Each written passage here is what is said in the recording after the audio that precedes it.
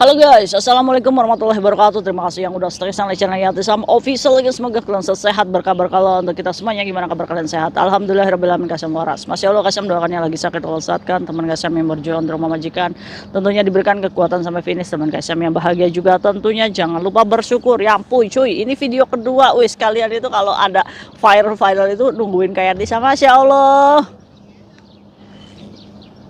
Hari ini kita ngebahas tentang anak kecil itu yang gulet itu.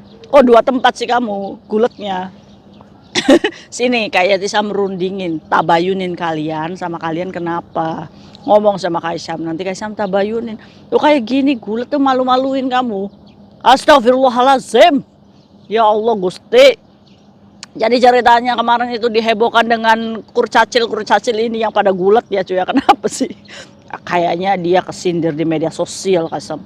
Kayaknya dia ditagih utang Kaisam. Kayaknya dia saling saing gengnya Kaisam. Cuma permasalahannya kenapa tokoh-tokoh yang guletnya itu berbeda-beda gitu. Apakah kalian the gang gitu kan, melihat temannya dibegitukan jadi kalian gak terima terus kalian juga ikut nonjok. Ya Allah Gusti, kamu tuh usianya berapa sih? Kaisam pengen tanya umurnya berapa. 30 kayak jam 30 masih gulet-guletan aja. Udah bukan zamannya Hongkong, itu zamannya mafia gitu kan. Ambil kresek, blesepin, selesai, buang ke laut Singgi. Loh iki gulet nggak ada tenaganya kalian itu. Diketawain kamu sama mama tua kaplak. Astagfirullahaladzim. Jadi ceritanya tuh ada dua Viti di mana ini orangnya sama. Mbak yang pakai baju salur-salur putih hitam itu yang pakai kepangan itu kan. Sakit nggak di jambak. Jadi ada dua tomboy ya, ada beberapa fam juga ya di situ pada berkelahi, nggak tahu ngerebutin pepesan kosong katanya cuy. Aduh.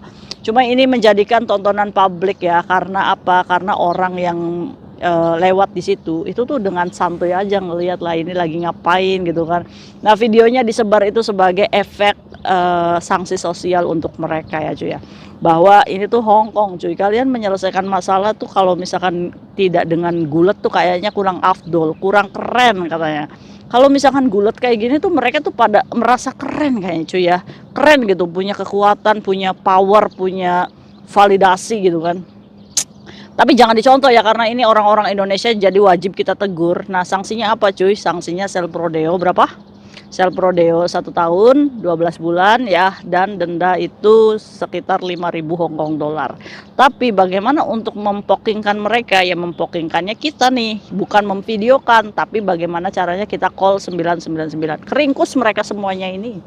Kalau kita berani ya. Nah sayangnya nih mama tua kaplak ini tidak ada yang berani untuk poking 999. Sesekali cuy dipokingin aja mereka itu. Boleh kamu sebagai orang yang di situ pengguna publik ya mempokingkan mereka. Apakah boleh Kaisam? Boleh. Kaisam izinkan, pokingkan. Kalau misalkan kalian ngelihat ada orang ribut, kamu sebagai pengguna public area, tempat publik itu kamu boleh memiliki hak untuk mempokingkan mereka.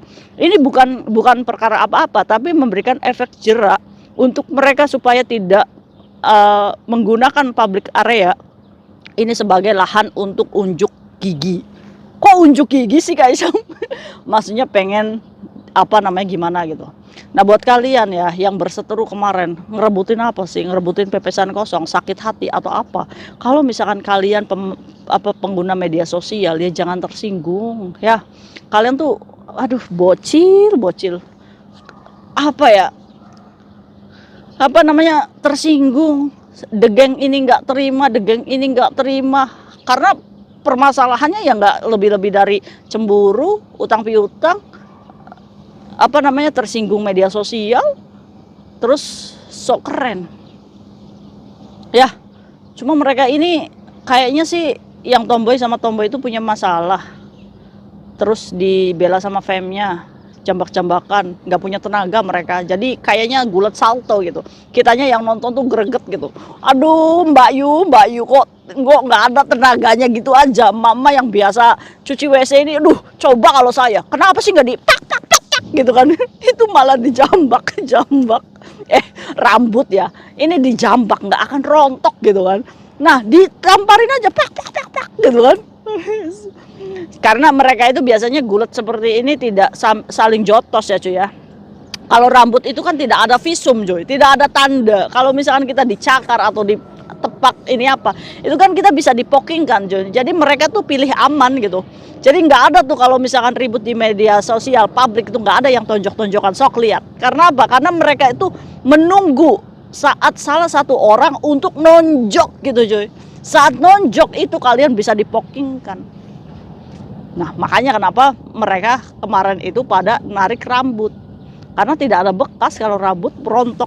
Weh kamu samponya kurang ini. Ada-ada aja ya. Astagfirullahaladzim. Itu kejadiannya 2 tempat ternyata. Ada di tempat paketan ya.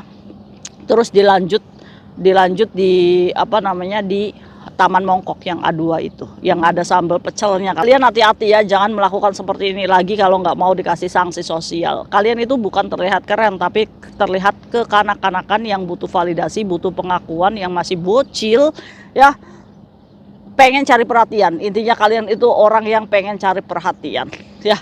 Sudah kita perhatikan cuy, sudah diperhatikan sama emak-emak ya. Gimana respon mama, gimana, apakah terhibur? Iya Kak Syam, saya ngakak dengan videonya, mantap ya. Tapi buat kita generasi 1, 2, 3 jangan dicontoh tingkah laku ini, karena kita mengantisipasi untuk barangkali kita dipoking, otomatis kita harus tersandung ya.